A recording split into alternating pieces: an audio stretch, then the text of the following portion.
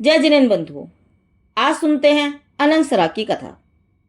किस प्रकार अनंगसरा ने इतने दुख सहे फिर भी धर्म को नहीं छोड़ा। महाविद्या क्षेत्र में स्वर्ग समान पुंडरीक देश में त्रिभुवन नंद नगर में राजा चक्रधर चक्रवर्ती राज करते थे। चक्रवर्ती की एक अनंगसरा नाम की पुत्री थी, जिसके गुण ही उसके आभूषण थे। उसके समान सुंदर, अद्भुत, रूपवान कोई दूसरी स्त्री नहीं थी। प्रतिष्ठिपुर का राजा पुनर्वसु विद्याधर चक्रधर चक्रवर्ती की कन्या अनंगसरा को देखकर उस पर मोहित हो गया और उसका अपहरण कर उसे विमान में बैठाकर ले गया। चक्रवर्ती ने क्रोध में आकर उसके साथ युद्ध शुरू कर दिया। उसका विमान तोड़ डाला, जिससे पुनर्वसु ने व्याकुल होकर कन्या को आकाश से नीचे फेंक दिया। शरद ऋतु के चंद्रमा की ज्योति समान पुनर्वसु की पर्ण लघु विद्या से कन्या एक भयानक जंगल में आ गिरी। उस भयानक जंगल में अनेकों दुष्ट वंचर जीव रहते थे। उस जंगल में विद्याधरों का भी प्रवेश नहीं था।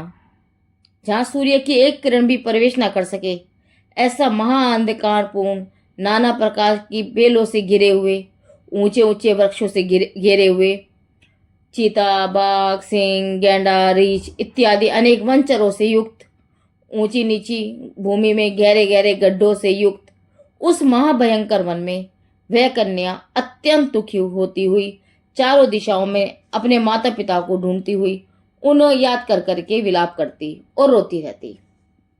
हाय, मैं इंद्र समान शक्ति और वैभव से संपन्न चक्रवर्ती की पुत्री होकर भी कामोदय वशात ऐसी अवस्था में आ पड़ी हूं। अब मैं क्या करूं? इस जंगल का तो कोई आदि अंत ही नहीं दिखाई देता। इस वन को देखकर मुझे बहुत डर लगता है। मैं इस वन में असहाय पड़ी हूं। यहाँ से मुझे कौन बचाएगा? हे पिता, आप महापराक्रमी हो, मेरी रक्षा करो। हे माता, आप तो ममता की मूर्ति हो। आपने मुझे कल्पनातीत दुखों को सहन करके अपने गर्भ में धारण किया, जन्म दिया। आप मेरी सुध लीजिए। हे भाई, आप मुझे एक क्षण मात्र भी अकेला नहीं छोड़ते थे। अब इस भयानक जंगल में मैं अकेली दुखी हूँ। मेरी सहायता करके मुझे बचा लो। अरे भविता भव्य, किस कारण से इतना भयानक दुख मेरे ऊपर आ पड़ा है कि जहाँ चाहने पर भी मौत नहीं आती। अब मैं क्या करूं? कहाँ जाऊं? इस प्रकार बहुत समय तक विलाप करते हुए वह दुखी होती रही। उसके विलाप को देखकर अत्यंत दुष्ट पशु भी करुणा से भर गए।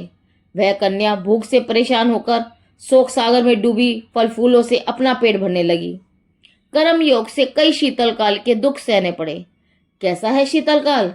जो कर्म कमल के वन की शोभा को नष्ट करने वाला है। अनेक ग्रीष्म ऋतुओं का ताप सहन करना पड़ा। ग्रीष्म का इतना भयंकर आताप कि जिससे जल के समूह सूख गए तथा दावानल से अनेक वृक्ष जलकर राख हो गए। अनेक जीव जंतु जलकर मर गए। वर्षा काल की भयंकर वर्षा के अंधकार से सूर्य की ज्योति दब गई।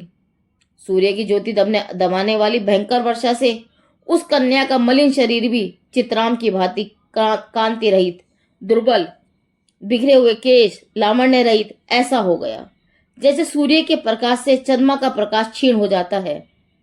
फलों से नरमीभूत वृक्षों के नीचे बैठे बैठे वह पुत्री अपने पिता को याद करती हुई रोती रहती है और विचारती है कि मेरा जन्म चक्रवर्ती के घर में हुआ, परंतु पूर्व जन्मकृत पाप के उदय से मैं ऐसी भयंकर दुखित अवस्था में आ पड़ी हूं। उन दुखों को याद कर करके ऐसे रोती मानो आंसुओं की धार बरसात की भांति रुकती ही नहीं। इस प्रकार वन में रहते हुए वृक्षों से जो फल नीचे गिरते उनका भक्षण करती। बेला तेला उपवास करने से शरीर भी सूख गया, कमजोर हो गया, फिर भी मात्र एक समय जल फल खाकर पार न कर लेती। पुष्पों की सेज पर सोने वाली चक्रवर्ती की पुत्री, जिसे अपने स्वयं के केस भी चुभते थे, वह आज विषम भूमि पर दुखी होकर सोती है। जो अपने पिता तथा परिजनों के साथ आनंदमयी बातें करती थी, उनकी मधुर वाणी सुनकर प्रसन्न हुआ करती थी, आज वही भयंकर वन में सिंह, सियार आदि भयंकर जानवरों की भयानक और कर्कश आवाज को सुनकर भयानक रात्रि व्यतीत करती है।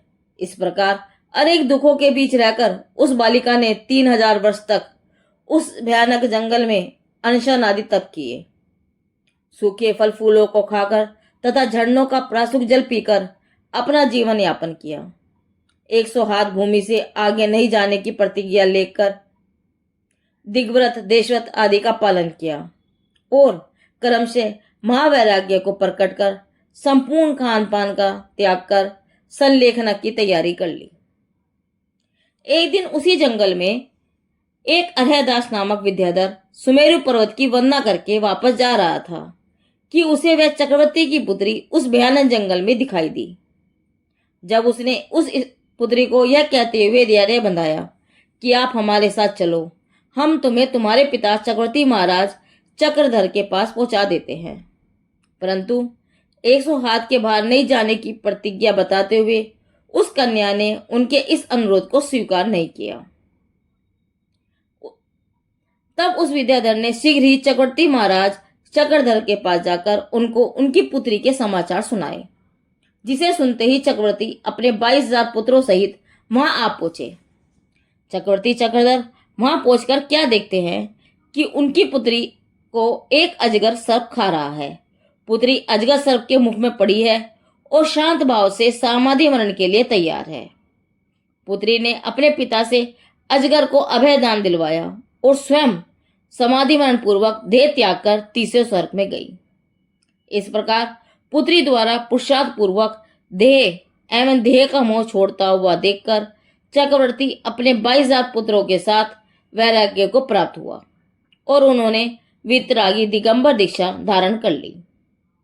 यहाँ जिस पुनर्वसु विद्याधर ने अनंगसरा का अपहरण किया था, वह उसे खोजते खोजते अत्यंत दुख हुआ और पश्चाताप करते हुए संसार से विरक्त होकर द्रुमसेन मुनिराज के पास मुनि दीक्षा धारण कर महातप करते हुए अंत में समाधि पूर्वक मरण कर स्वर्ग में देव हुआ और वहां से चढ़कर राजा दशरथ का पुत्र लक्ष्मण हुआ। और अनंगसरा भी स्वर्ग से चढ़ कर द्रोण मेघ की पुत्री विशल्या हुई और पुनर्वसु ने अनंगसरा को प्राप्त करने का निदान बंद किया था, अतः लक्ष्मण की विशल्या से शादी हुई। जैन शासन की श्रद्धा भक्ति से भविष्य में दोनों ही जीव मोक्ष प्राप्त करेंगे।